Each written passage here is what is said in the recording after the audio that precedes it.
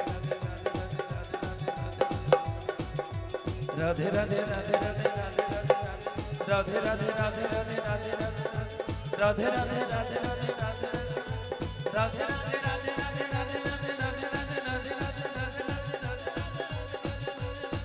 मधुराधिपते रखिलं मधुरं हे मधुराधिपते रखिलं मधुरं हाँ मधुराधिपते रखिलं मधुरं ओ मधुराधिपते रखिलं मधुरं। बोलिए भागवत भगवान की जय, व्यासदेव भगवान की जय, श्री सुखदेव जी महाराज की जय। जय श्री राधे हर हर महादेव।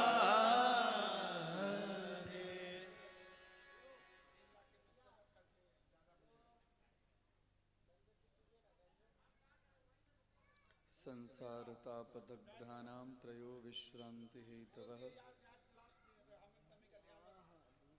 अपत्यं च कलत्रं च सतां संगतिरेव च।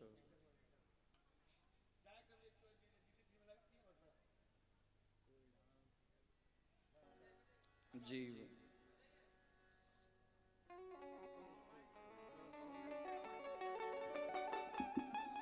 संसार के ताप से एकदम दुखी होता है। बोलिए राधे राधे। सब लीलाएं सुनता रहता।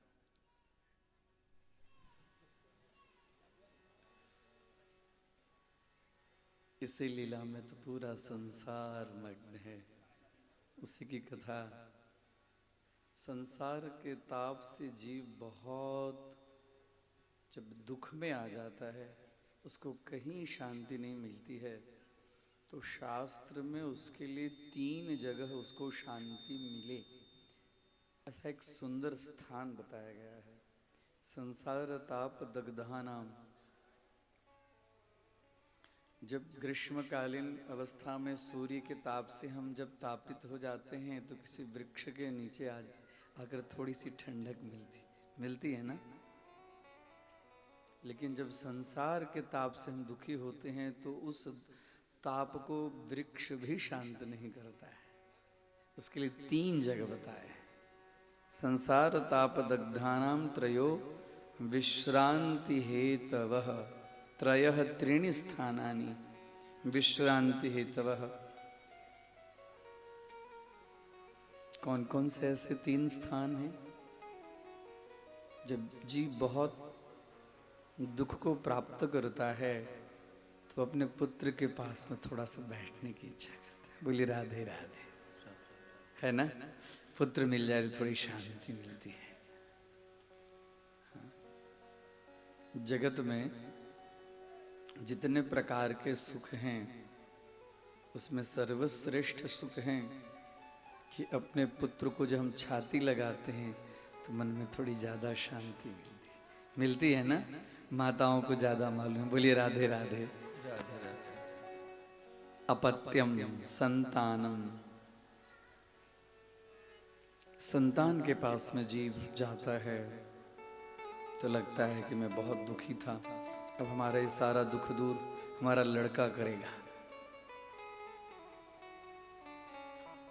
ऐसे दुख होते हैं कि उनके जो पुत्र होते हैं वह भी इनके दुख को शांत नहीं कर पाते, तो जीव कहाँ जाता है?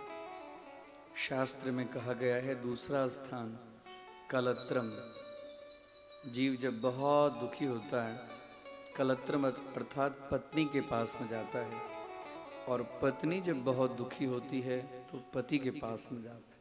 कलत्रम च, कलत्रम अर्थात पत्नी।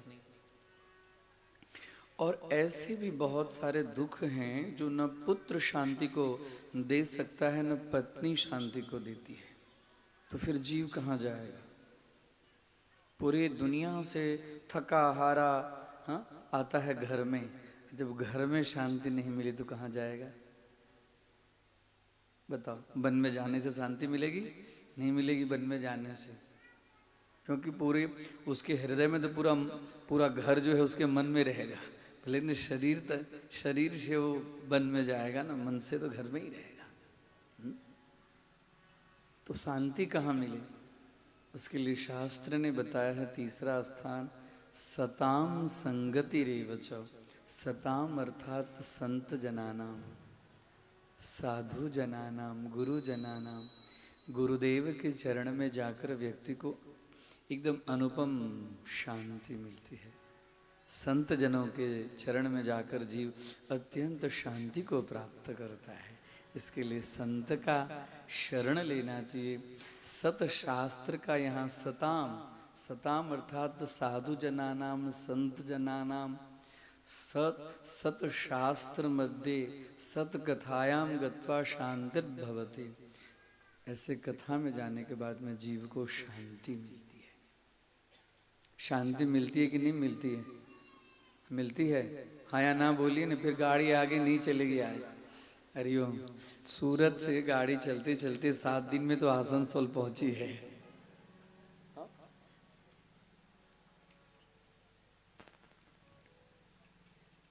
शांति मिलती है, इसी के लिए तो सब काम छोड़ के यहाँ घर का कोई न कोई काम याद आता है, न रसोई याद आती है, न फिर जाकर सासू क्या आज हमारी यहाँ क्लास लेगी कि नहीं लेगी पता नहीं। क्यों? या फिर हम बहू का क्या क्लास लेंगे वो भी ठिकाना नहीं। बोले राधे राधे। कुछ याद आता है? हाँ, भगवत कथा ऐसी है कि जीव इसमें सब कुछ अपने आप को विस्मरण करके त्यागात शांतिर अनंतरम। गीता जी में भगवान श्री कृष्ण अर्जुन को कहते हैं शांति कहाँ है? तो शांति है त्याग में। त्याग में, संचय में शांति नहीं है। जीव जिस चीज का त्याग कर दिया उससे उसको शांति मिलती है, और जब तक त्याग नहीं करता है तब तक उसको अशांत रहता है। तो त्यागात शांतिर अनंतरम। कथा में आकर जीव विषय वासना को त्याग देता है, तभी उसको शांति मिलती है। यहाँ कोई चिंता नहीं, यहाँ चिंतन होता है। किसका? तो कथा के माध्यम से भगवान के स्वरूप का चिंतन होता है।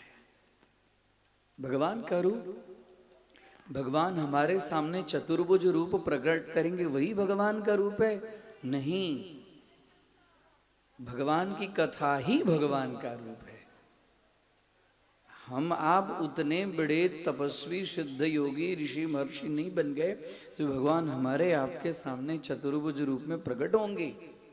तब तो भगवान की कथा ही भगवान के स्वरूप का दर्शन कराती है।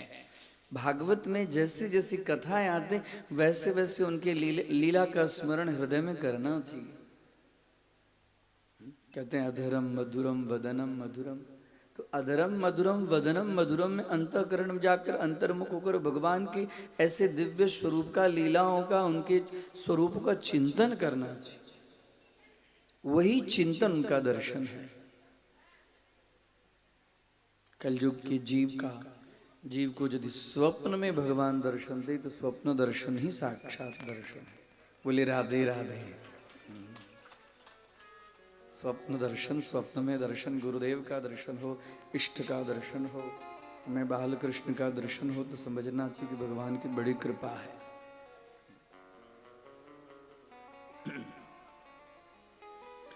आप लोग बड़े भाग्यशाली हैं और विशेष भाग्यशाली हैं हमारे यजमान अमित भाई जी। जब मैं इनकी तरफ देखता हूँ कि नजर इधर उधर रहती ही नहीं, हमारे तरफ ही रहती।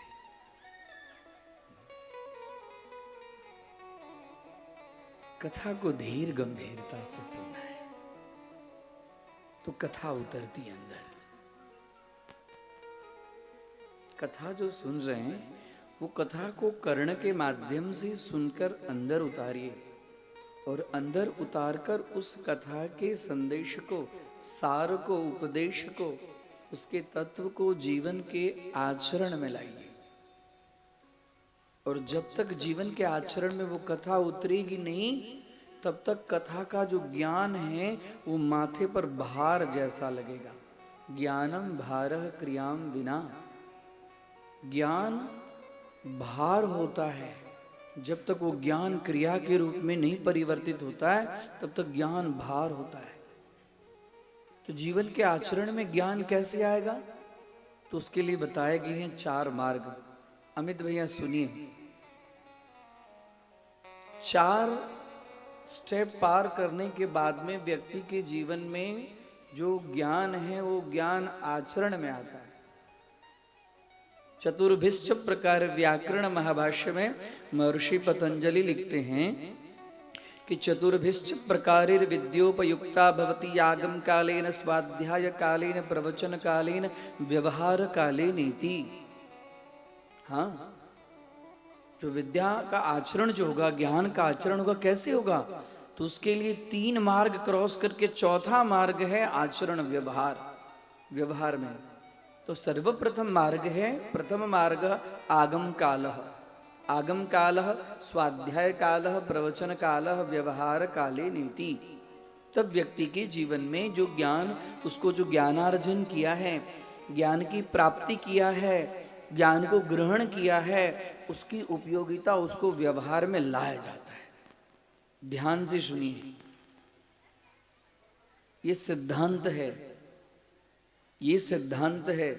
किसी सिद्धांत को समझाने के लिए दृष्टांत होता है तो अच्छे ढंग से समझ में आती है, सिद्धांत है।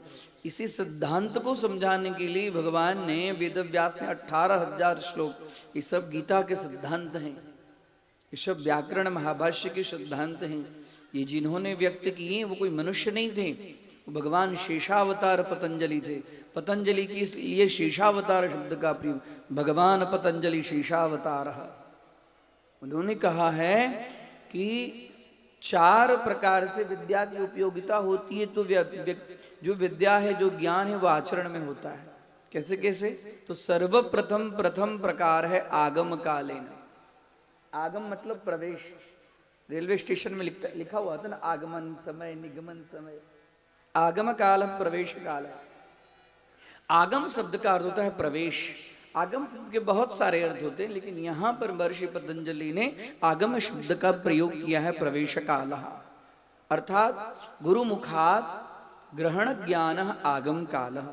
गुरुदेव के मुख से, संत जनों के मुख से जो ज्ञान का ग्रहण करने का जो समय है, उसको कहते हैं आगम काल। ध्यान से सुनिए, ये सब गुरुदेव जब हमको पढ़ाते थे तो बड़ी गंभीरता से कहते थे कि उसको बहुत ध्यान से सुनो, जीवन में आचरण में कैसे आएगा समझो। हाँ, सर्वप्रथम गुरुदेव के मुखार विंद से जो ज्ञान का प्रवेश कहां से होता है? भोजन तो हम मुख से करते हैं, लेकिन ज्ञान का प्रवेश कान से होता है। हाँ, गुरु ज्ञानस्य ग्रहण काल आगम काल, उसको कहते हैं आगम। और गुरुदेव की सेवा करके जो ज्ञान हमें प्राप्त हुआ है, उस ज्ञान को प्राप्त करने के बाद में उसका स्वाध्याय करना चाहिए। स्वाध्याय मतलब एक्सरसाइज जिसको कहते हैं। स्वाध्याय अर्थात स्व अध्ययनम स्वाध्याय, मतलब जो गुरुदेव ने हमें जो ज्ञान दिया है उसको बार बार उसको अध्ययनम चिंतनम, चिंतन करो कि हमें कौन सा ज्ञान प्राप्त हुआ है, हमने क्या प्राप्त किया। खाली प्राप्त कर लिया उतने से नहीं होगा, उसको बार बार चिंतन करो। और चिंतन करने के बाद ज्ञान ग्रहणस्य वारम वारम अनवरतम चिंतनम स्वाध्याय काल। हमेशा उसको चिंतन करते करते कैसे चिंतन करना है, इसका उदाहरण हमारे गुरुदेव देते हैं। जैसे पशु है ना, पशु जब चरने जाता है तो एक साथ में ज्यादा चर लेता है और उसके बाद में बैठता है, और बैठने के बाद में जो चरा हुआ हो तो उसको बाहर निकालता है और उसके बाद में उसको चबाता है। बोलिए राधे राधे। हम जो कहते हैं समझ में आती कि नहीं आती है? आती है ना। हाँ, हम चाहते हैं कि सरल भाषा में आप लोग के ध्यान में ये सब चीजें आए। ये वेदांत के, उपनिषद के, वैयाकरण महाभाष्य के सब कठिन कठिन सिद्धांत हैं। तो जो जैसे पशु उसको चबाता है, वागु गुजराती में कहते वागोड़ता है, हाँ, उसके वैसे ही हमने जो ज्ञान को अंदर लिया है उसके बाद में एकांत में उसको अध्ययन करो, बाहर निकालो, उसको चिंतन करो। और जब चिंतन करो तो चिंतन करते करते उस ज्ञान को बांटो लोगों में। तीसरा काल है, तीसरा स्टेप है प्रवचन काल। प्रवचन का तात्पर्य यह नहीं कि हम माइक लेकर हजारों आदमी के सामने, नहीं, प्रकृष्ट वचन प्रवचन, प्रकृष्ट श्रेष्ठ वचन प्रवचन। जो गुरुदेव की कृपा से हमें मिला उसका हमने चिंतन किया, चिंतन करने के बाद उसको निकालो दूसरे के सामने, बार बार उसी चीज को बोलो।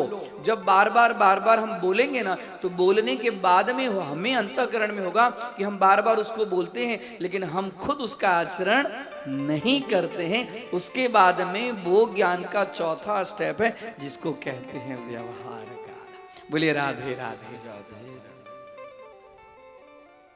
जब तक बार बार उसको प्रवचन नहीं करेंगे, व्यक्त नहीं करेंगे, तब तक वो ज्ञान व्यवहार में नहीं आता है। और जब तक ज्ञान व्यवहार में नहीं आएगा तब तक वो ज्ञान भार होगा। ज्ञानम भारः क्रियाम बिना, क्रिया के बिना का जो ज्ञान है भार होता है। तो जो हम ये 7 दिनों से जो ज्ञानोपलब्धि किए हैं, सब कुछ काम धंधा छोड़ के, कई लोग तो हमें बताएं कि 10-10, 15-15 किलोमीटर दूर से आते, राधे राधे। हमें डर होता है कि भाई कथा करते करते अधिक समय हो तो उन लोग को देरी होगी, है ऐसे। तो ये जो आ रहे हैं, जिस कार्य के लिए आ रहे हैं उसको, उसकी उपयोगिता क्या, हमें अच्छा लगता है, थोड़ा हम भजन सुन लिए, थोड़ी हम कथा सुन लिए, राधा रानी की बात हो गई, हाँ रामचंद्र जी की बात हो गई, नहीं। ये सबका जो मूल है, यत्सार भूतम तदुपासनीयम हंसो यथा क्षीर मिवाम्बु मध्या।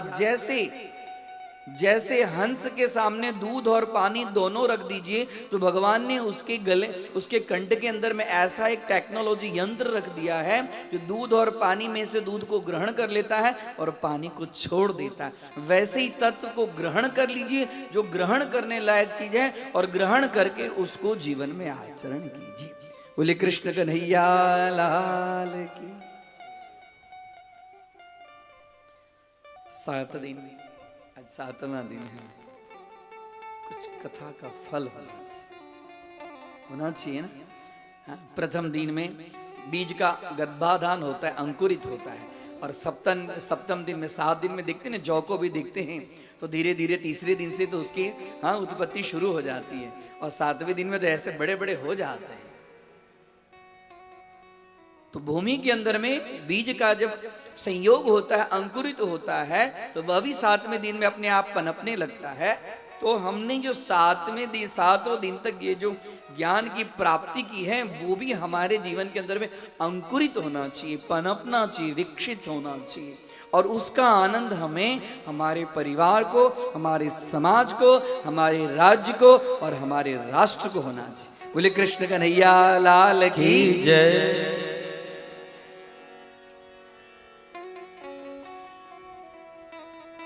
आज की कथा अल्प ही होगी, 7:30 से 8 के बीच में हम चाह रहे हैं कि इसको, कथा की समाप्ति नहीं होती, विराम होता है, विराम होता है। क्वचित विरामो वाच्य, कहीं पर विराम करना चाहिए। उसके बाद में फिर से भगवत कथा, कुछ न कुछ। हाँ, भगवान की कथा ही ऐसी कि जितनी बार सुनो जो एकदम नया, और सुनना चाहिए, बार बार सुनना चाहिए। नवीन एवं स्वरूपिणी, भगवान की कथा नवीन है। आपने कल कितनी सुंदर कथा सुनी। हाँ, कथा तो मेरी बाकी रह गई, आप लोग के तो भक्ति में मैं खुद अपने आप को भूल गया। राधे राधे। हाँ? जो संपूर्ण कार्य की आयोजिका है निभा जी के आने से ही वातावरण पूरा बदल गया। बदला कि नहीं बदला आपको पता नहीं, हमें पता, हम तो यहां से देख रहे थे, पूरा वातावरण बदल गया। ऐसे जो जीव होते हैं जिनके ऊपर में ईश्वरीय शक्ति कृपा होती है, वो जहां जाते हैं कुछ न कुछ इस तरह से वातावरण बन जाता है, इसका प्रत्यक्ष दर्शन हुआ। रुक्मिणी माता के आनंद में एकदम मस्ती से अपनी सुध बुध भुलाकर जो नाचते। कल रुक्मिणी माता का विवाह, भागवत में रुक्मिणी माता के पुत्र प्रद्युम्न महाराज की कथा आती है, और उनके पुत्र अनिरुद्ध महाराज की भी कथा आती है। खाली मैं नाम ले लूं, समझ लीजिए हो गई कथा। बोलिए राधे राधे। कथा सब बड़ी बड़ी कथाएं हैं। उसके बाद में भगवान के 8 पटरानियां और 16,100 जो भौमासुर ने, पृथ्वी के पुत्र भौमासुर थे, उन्होंने साम्राज्य में कैद किया था। इस सभी के साथ में मैं एक मेरे जैसा ही पुत्र को उत्पन्न करूंगा और संपूर्ण भूमंडल के ऊपर मेरा अधिपति। और भगवान ने भौमासुर का संहार करके उसके पुत्र सहदेव को राज्याभिषेक करा के और 16,100 जो कन्याएं थी वो कन्या नहीं है। वेद मंत्र में प्रमाण मिलता है कि भगवान को प्राप्त करने के लिए ये 16,100 श्रुतियां हैं, वेद मंत्र हैं जो भगवान को प्राप्त करना चाहती थी। अब वो वेद मंत्र भगवान को प्राप्त करने के लिए उन लोगों ने मानव शरीर धारण किया और उसके बाद में भगवान के साथ में संयोग करके भगवान ने 16,100 और 8 पटरानियों के साथ में सुंदर गृहस्थाश्रम व्यतीत किया। भागवत में कथा आती है कि नारद जी दिनचर्या देखने जाते, उनको बड़ी प्रसन्नता होती है। इस तरह से अनेक प्रकार के, और उसके बाद में आगे युधिष्ठिर का राजसूय यज्ञ होता है और राजसूय यज्ञ में भगवान श्री कृष्ण को सबसे श्रेष्ठ पद मिलता है और वहां शिशुपाल के साथ में थोड़ी से विवाद और बाद में भगवान ने शिशुपाल का उद्धार किए। यही जो जय विजय में तीसरा जो लोग का जन्म था, दंतवक्त्र और शिशुपाल, तो शिशुपाल के बाद में दंतवक्त्र, विदुरथ इत्यादि का भगवान संहार करते हैं। अनेक प्रकार की दिव्य दिव्य कथा आती है। नृग राजा की कथा आती है। एक राजा एक ब्राह्मण को गाय दान दे दिया और फिर वही दान की हुए चीज को उसने दूसरे ब्राह्मण को दान कर दिया। इसके फलस्वरूप ब्राह्मण ने शाप दे दिया कि तू बार बार गिरगिट की तरह रंग बदलता है तो तू जा गिरगिट हो जा। तो राजा नृग गिरगिट हो गए। और फिर वो दान, कितना दान किया था तो वर्णन मिलता है कि इस भूमंडल के अंदर में रजगण जितने थे उतना, भूमंडल में जितने रज हैं, हाँ आकाश में जितने तारे हैं, हाँ वो भी उसके दान के समान, उसके बराबरी में इतना दान वो किया। दानम दुर्गति नाशनम, दान करने से दुर्गति का तो नाश होता है, लेकिन बड़ी सावधानी से देखिए सब कथाओं के पीछे तात्पर्य है कि हमारे द्वारा कौन सी चीज किस तरह से हम दान कर रहे हैं, दान की हुई चीज को फिर से हमें दान हम न करें, उसको वहां से अपने आप जिसके निमित्त से दान कर दे उसको दे दें। लोगों के अंदर में होता है कि ये दान इसके निमित्त से हम रखते हैं, समय आएगा तब हम देंगे, और कभी कभी दान किए हुए चीज का स्वयं उपभोग कर लेते हैं तो उसका प्रतिफल बहुत उल्टा होता है। लेकिन भगवान की कृपा से राजा नृग को परम गति, भगवान के स्पर्श से राजा नृग को परम गति प्राप्त हुई। बहुत सुंदर अनेक अन्यान्य कथाएं सब हैं। भगवान श्री कृष्ण के द्वारा देवकी माता के 6 पुत्रों की प्राप्ति भी होती है, त्रिदेव की परीक्षा भी होती है। ये सब कह रहा हूं मतलब कथा हो गई। हाँ, हमारे गुरुदेव कहते थे इसके बाद यदि कोई कथा वाचक कहे तो समझना जी के 15-20 अध्याय हो गया। बोलिए राधे राधे। क्योंकि भागवत की कथा तो दिव्य कथा, लीलामृत की कथा है। हमारे गुरुदेव कहते थे कि एक अ शब्द का, खाली अ शब्द के ऊपर में यदि प्रवचन किया जाए तो 1 वर्ष तक खाली अ के ऊपर में प्रवचन होगा तो फिर भी वह अ की व्याख्या जो है वो संपन्न नहीं हो पाई, खाली अ के ऊपर। अन्य कथाओं का वर्णन। उसके बाद में बड़ी सुंदर कथा, राजा परीक्षित भगवान सुखदेव जी से कहते हैं कि आप हमें भगवान की बहुत अत्यंत मधुर मधुर कथाओं का श्रवण तो कराएं, लेकिन मेरे कान को तृप्ति होती नहीं है। भागवत के अंदर में भगवान के नाम का विशेष वर्णन। हाँ, भागवत में भगवान के नाम का जहां देखिए वहां, ध्रुव ने भगवान के नाम मंत्र का जाप करके, प्रहलाद ने भगवान के नाम मंत्र का जाप करके, जो देखेंगे बहुत सारे ऐसे महापुरुषों की कथा।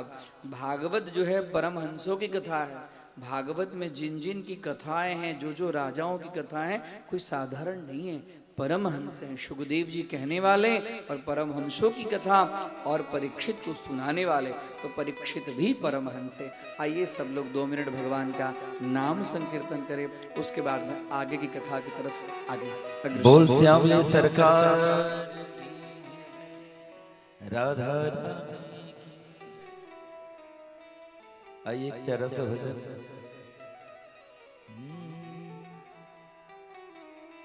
सवरिया हेरे सवरिया, हारे सवरिया, ले चल पल्ली पार सवरिया, ले चल पल्ली पार सवरिया, ले चल पल्ली पार सावरे, ले चल पल्ली पार। जहाँ विराज राधा रानी, जहाँ विराज राधा रानी, अलवेली सरकार सवरिया, ले चल पल्ली पार सावरे, ले चल पल्ली पार।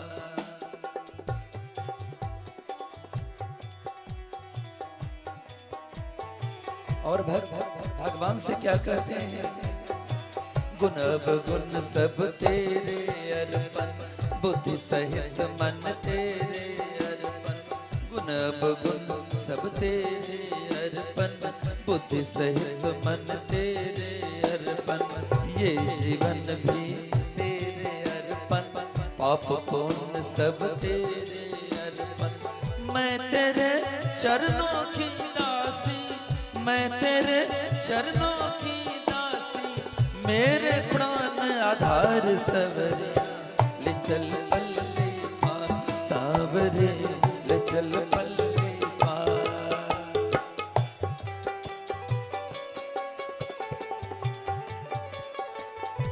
अरे ओ प्यारे,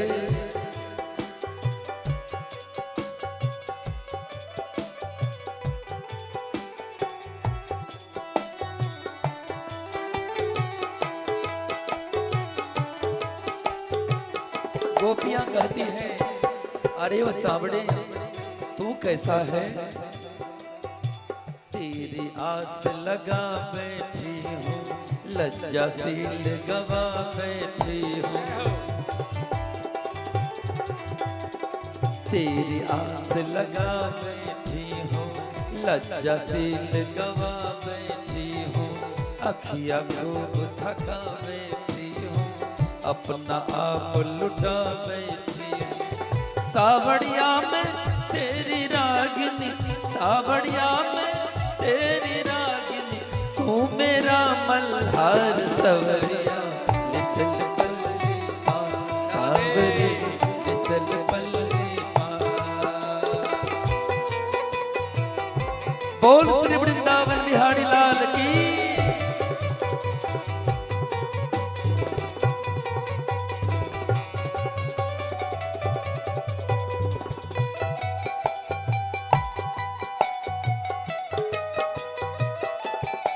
जय हो।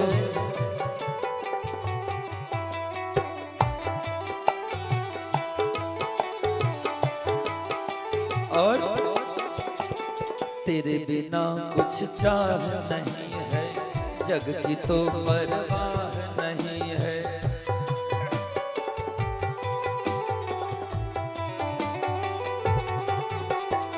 तेरे बिना कुछ चाह नहीं है, जग की तो परवाह नहीं है। कोई सुझती राह नहीं है, तेरे बिना कुछ चाह नहीं है। मेरे प्रियतम मेरे माझी, मेरे प्रियतम मेरे माझी, कर दो नैया पार सावरिया, ले चल पल्ली पार सावरे, ले चल पल्ली पार। जय हो। दोनों हाथ पर उठा करके राधा रानी के नाम पर बोल सावड़े सरकार की।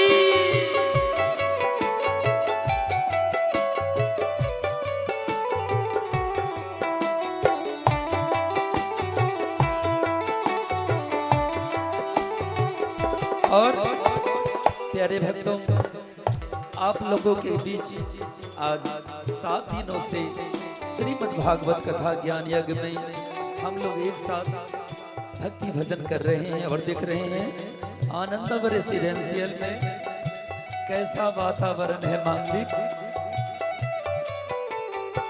आनंद धन यहाँ बरस रहा है, पत्ता पत्ता हरस रहा है।